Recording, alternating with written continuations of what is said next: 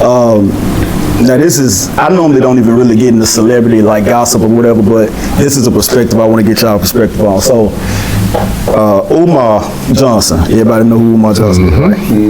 He just recently, so everybody know he's been building the school, and he's, you know, I guess active in the community. He does have a big following, and he's you know, he has a, you know, a good narrative. But he just recently went online asking for money again because he went broke, because they froze his funds in the bank, right? I'm ready for your No, I'm good. My question to you, and I'm gonna ask you, Mike, do you think it's even possible for anybody in a leadership position, especially that represents black people, to be financially illiterate? Is it okay for you to still hold that seat? Yeah, I would, you know, my answer off the dome would just be yes, because I would also say that gifts come without repentance, and sometimes you could get an idea. This is why women, the feminine energy is so important, because oftentimes we get the idea, but we don't have the finesse-ness maybe to follow it all the way through, you know what I mean? Right. Now, specifically for Dr. Umar Johnson, as long as this kind of thing has been undertaking, you know, and I've been there, you know, where you kind of by yourself and you hope that at this point you would have had so many people with you that if one fall, if I may be financially literate, I got a CPA and 3 other folk, you know, holding it down, you know what I mean? Right. But at some point, when you keep going years and years by yourself, you know what I'm saying, and then you might get to an impasse where you say it may not be that the fact that it's not meant to be, right, but it just may not, you know, be my calling. You know, so I may have, like my mama said, I can take you through January and February, but you're gonna have to march on your own. Yeah. So maybe the thought of the school, the Marcus Garvey school, where the boys and the natural hair, all the stuff that he talks about, maybe all those things are needed. But maybe he is just maybe not the vehicle that it comes through. Maybe he was ahead of his time. Maybe it's 1,000 things, and I haven't done due diligence to know why the financial part fell apart.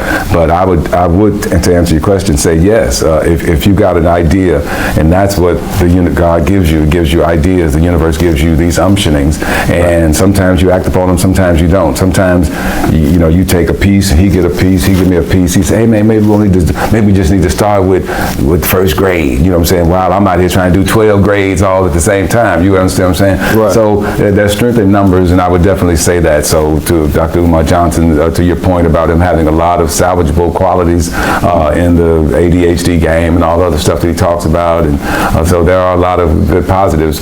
But again, you know what I mean? And people equate from that little platform over to now being a proprietor of a school. You know what I mean? And then how do you get a building and all these other things that come with it? So, you know, I don't really know, but that's my answer, that he could have it, but if you aren't undergirded by all the other pieces that you need, then you're going to see what's happening kind of happen.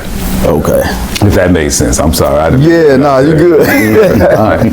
Maybe you should ask me last, because you know what I mean. I'm gonna give a brother the benefit of a doubt, you know, because anything is possible. I mean, but my thing is, and Will, I want to hear from you too.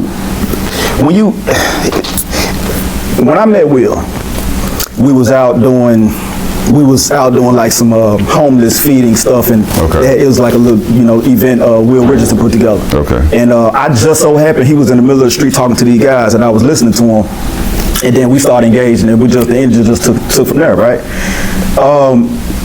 Then I found out who he was, what he represents, and how important he is. Now, if I would have seen him turn right back around after talking about, you know, we need to have, you know, maybe pulling our funds together and really building the black community, and then turn right back around and say, hey man, my funds that I was trying to get donations from everybody already, you know what I'm saying, they frozen, including my money. I don't know if I can have the same respect for them. So, Will, let me ask you, man. So one of the things that happens when you have a vision, if you share your vision in a certain way, like it's just your vision. Okay. If you don't have the spirit of collaboration around you, sometimes people let you hang yourself with your vision. It's sort of like Dr. Umar has a big personality. We all know that. Right. You know, and the brother makes a lot of valid points. He does. So what happens is, if you say that you are the subject matter expert on a lot of things, people expect you to be a subject matter expert on everything. Right. And so it's a wrong conception. It's a misconception. But what happens is sometimes you put that pressure on yourself to be successful individually. Yeah. If you have more of a spirit of collaboration and said, hey, I have the vision, but my brother Mike has the financial acumen to help me move this needle. I have the vision, but my brother Slick over there can help me get to the people. You have to almost be inclusive. That's the one thing about dreams, period. Sometimes a dream can isolate you because you have the dream. But when you are a visionary, you can say, in order to make this dream happen, I got to collaborate with all these people. Right. So it's important that you want to just build a spirit of collaboration so that you can get people to start buying into what you're talking about. One of the things that you can't do, the other thing I say, is you don't want to divert away from the dream by getting in all these nonsensical conversations. Yeah. When you start having conversations that don't point to your dream, people will make you and they will martyr you by the things that you do on the side rather than what your main vision is. So if I'm talking about the Marcus Garvey School of whatever, and what everybody remembers me about is talking about snow bunnies and people doing what they're doing, it kind of tanks that image, because you almost have to have a seriousness when you're trying to implement something like education and making people believe that this is a serious issue, not a side issue.